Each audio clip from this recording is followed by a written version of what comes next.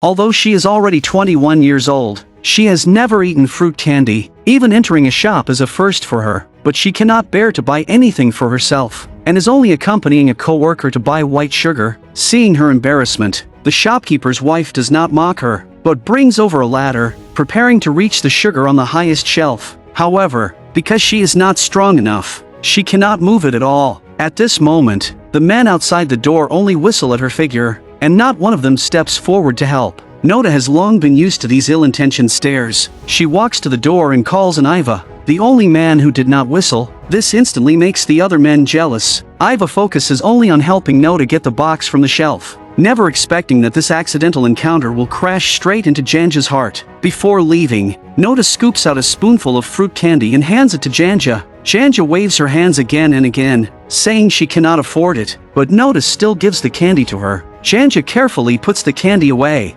then goes with her co-workers to the big tree at the village entrance to wait for employers to come and choose workers. Seeing several bosses walking over from afar, everyone stands up nervously. However, most of those chosen are strong men. Just when Janja thinks she will have no work today and earn no money, Marco, the man who owns the most land in the village, appears. Unexpectedly, he turns out to be Iva's father. Marco hires 12 workers, including Janja, to harvest sunflower seeds. Janja is happy to have work, but at the same time, seeing Iva makes her secretly delighted beyond control. But she does not know that at this moment, an invisible net is slowly tightening around her. During the week of harvest, the boss not only has to pay wages, but also provide food and lodging for everyone. Compared with Iva's mother's coldness and arrogance, Marco, as the boss, seems quite approachable. It is just that the way he looks at Janja always makes her feel uncomfortable. Although the place they sleep is a woodshed full of straw, and the food is plain and lacking oil, for an orphan who fled from a neighboring country, this is already a kind of happiness. Janja has no complaints about it. Early the next morning,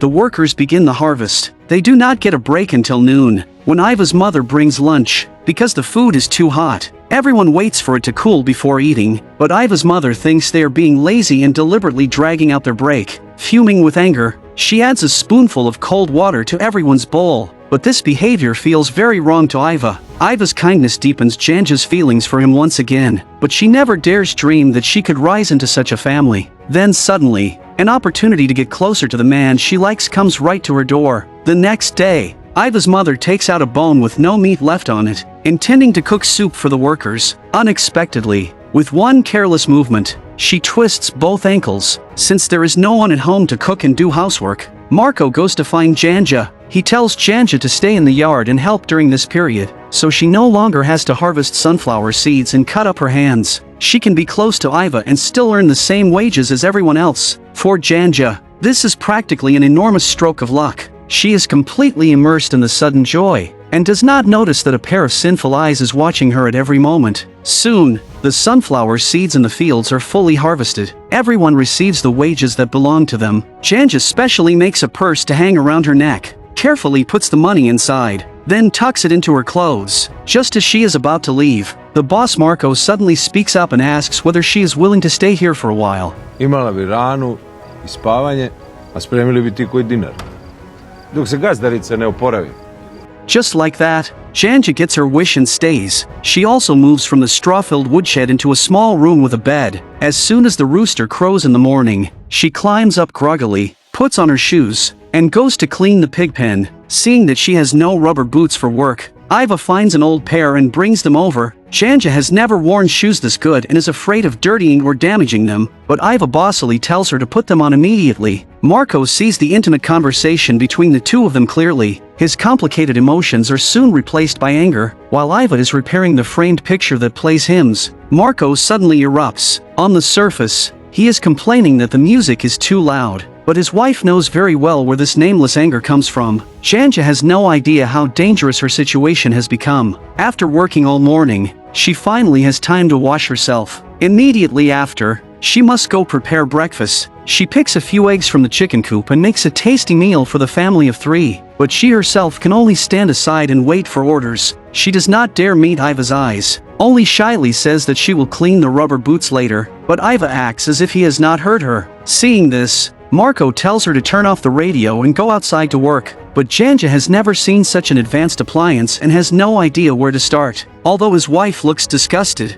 Marco undermines her by saying that when he first bought it, he also took a long time to learn. Seeing Janja's nervous embarrassment, Marco kindly says that after getting to know her during this time, he thinks she has a good character and has decided to give her a chance. Marco says, "I heard you have no family. Would you be willing to marry my son Iva?" His father's decision makes Iva storm out the door, but Marco says he is only shy. Although Janja is no longer very young and cannot provide any dowry, they do not mind such external things at all. A man who made Janja's heart move the first time she saw him is also the son of the richest family in the village. Such a family background is beyond reach for any woman, let alone Janja, a penniless orphan girl. That night is the best sleep Janja has ever had in her life. Even the little mouse on the floor seems to be dancing in celebration for her. But how could she know that what lies ahead is a suffocating abyss?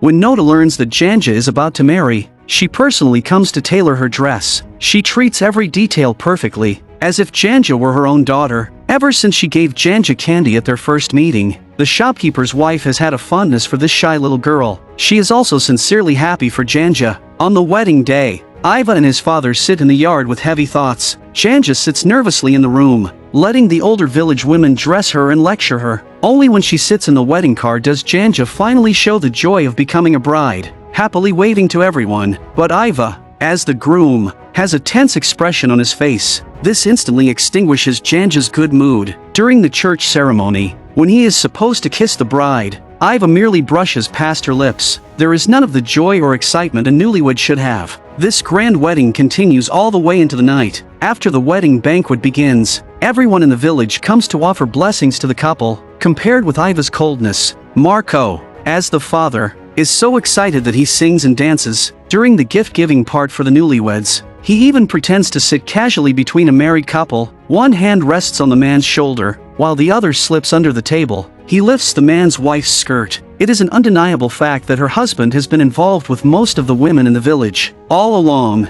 Iva's mother has simply turned a blind eye. She cannot speak of it, and she does not dare to speak. Although the singing and dancing around them never stop, and the scene remains lively, the careful Nota notices that something is wrong. As the groom, Iva is gloomy all night and does not communicate with the bride at all.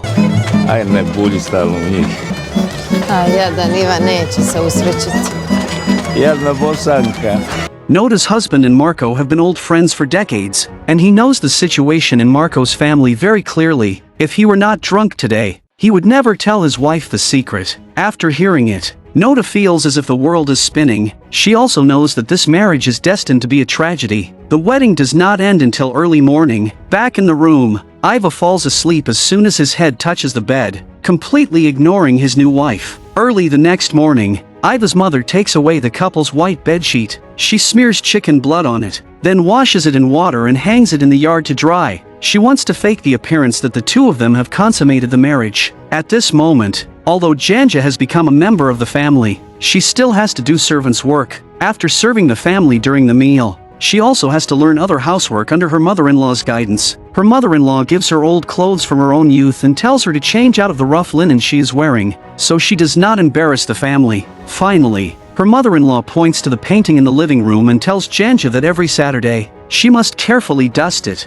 It is her family heirloom and also part of her dowry. She must be careful and must not damage it. Janja remembers every instruction from her mother-in-law and also learns how to keep food fresh in the well. While she is sweeping the yard, the village's biggest gossip actually comes over to borrow a plate, but her real purpose is to find out whether the couple has already slept together. At night, by the time Janja finishes all the housework, it is already 10 o'clock. However, as soon as she returns to the room, Iva takes his hunting rifle and goes out hunting for several days in a row. He leaves at night and returns home during the day. Janja does not even have a chance to talk to him. One day, Janja finds Nota's necklace at home, so she asks her mother-in-law for permission, goes to the shop, and personally returns the necklace to her. Inside the necklace box are photos of Nota's late parents. They are the most precious memories she has of her deceased parents. Perhaps because both of them are orphans, Nota feels especially sorry for Janja. To express her thanks, she wants to give Janja a new pair of rubber boots, but the size they have is 40, while Janja's feet are a small size 38. She does not mind Janja's wet and dirty feet at all. After measuring them herself, she prepares to give Janja a surprise. After returning from the shop,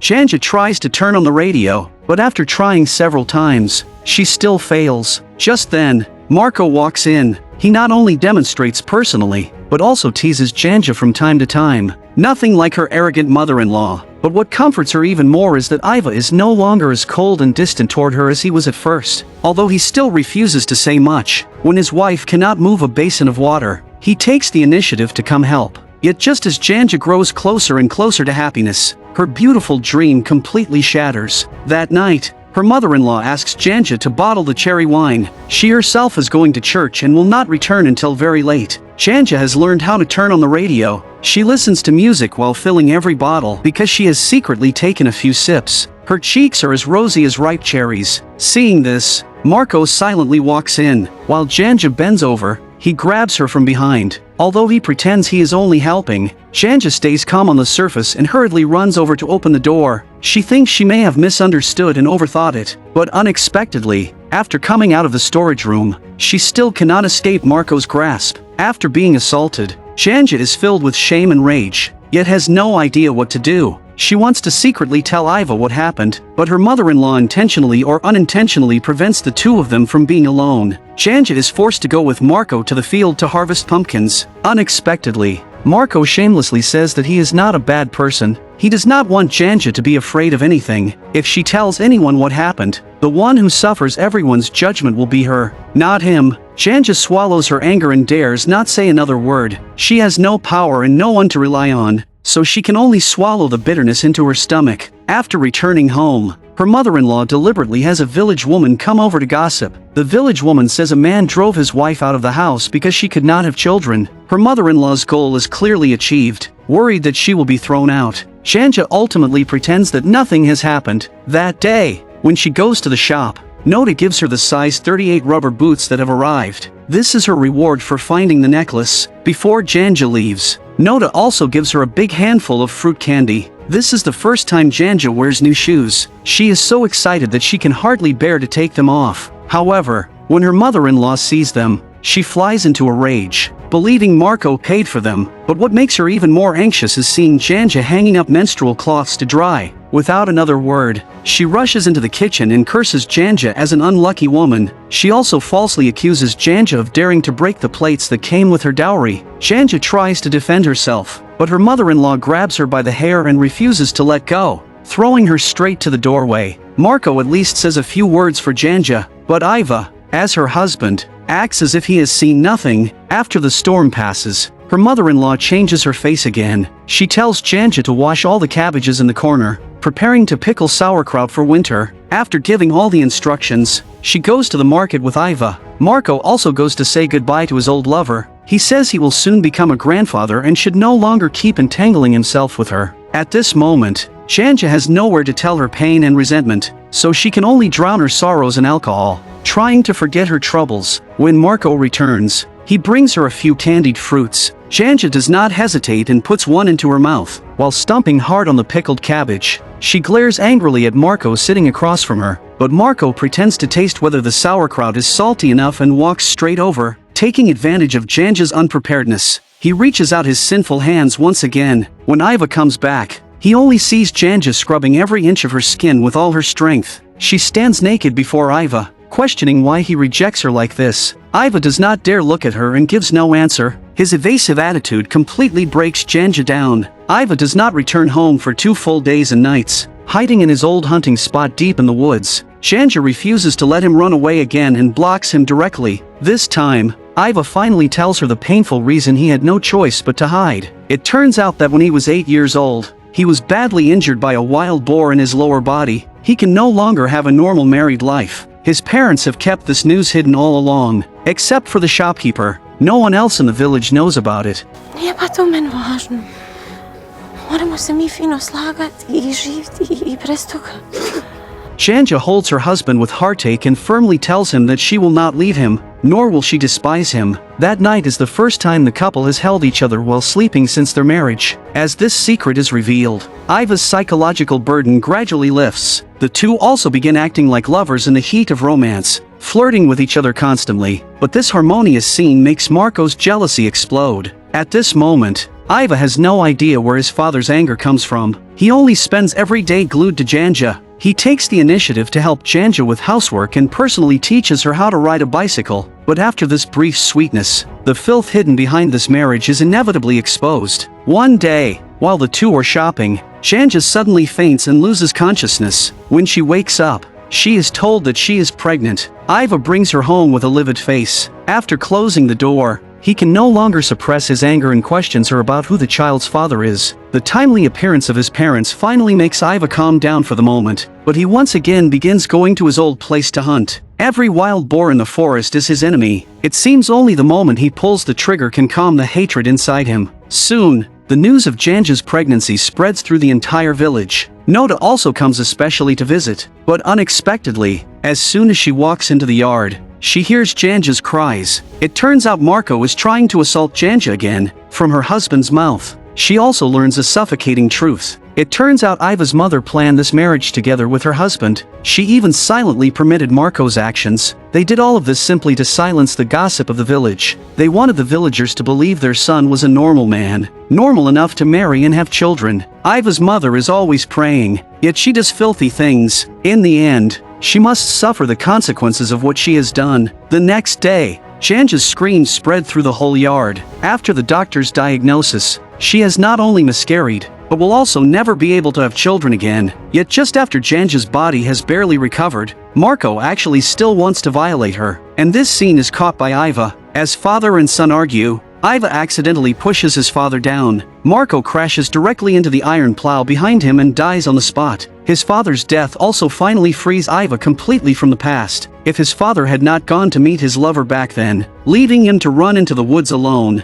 he would never have been bitten by the wild boar, and none of the tragedy today would have happened. When all of this is laid out together, Janja finally can no longer bear it. At times she is mad, at times she is clear. Every night, she rocks a pillow to sleep as if it were her child. She takes down her mother-in-law's most treasured framed picture and plays the hymn to calm herself. Her mother-in-law, meanwhile, is frantic and thinks only of snatching the picture back. Iva has to face this life every day. Finally, his mental defenses completely collapse. On a foggy morning, he walks to the well and ends his short and tragic life. When Nota arrives, she sees only the poor and half-mad Janja, along with the mother-in-law who keeps rambling and trying to get the picture back. After seeing her son's body in the well, the mother-in-law breaks down crying. Her piercing scream also completely wakes Janja. She takes Iva's leather shoes and carefully wipes them clean. Everything has already changed beyond recognition, but to Janja, it feels as if she has returned to the day she first came here. The next day, she wakes at the rooster's first crow. She is still living in the shabby little room where she stayed when she first arrived. The little mouse in the room is still there too, but this time,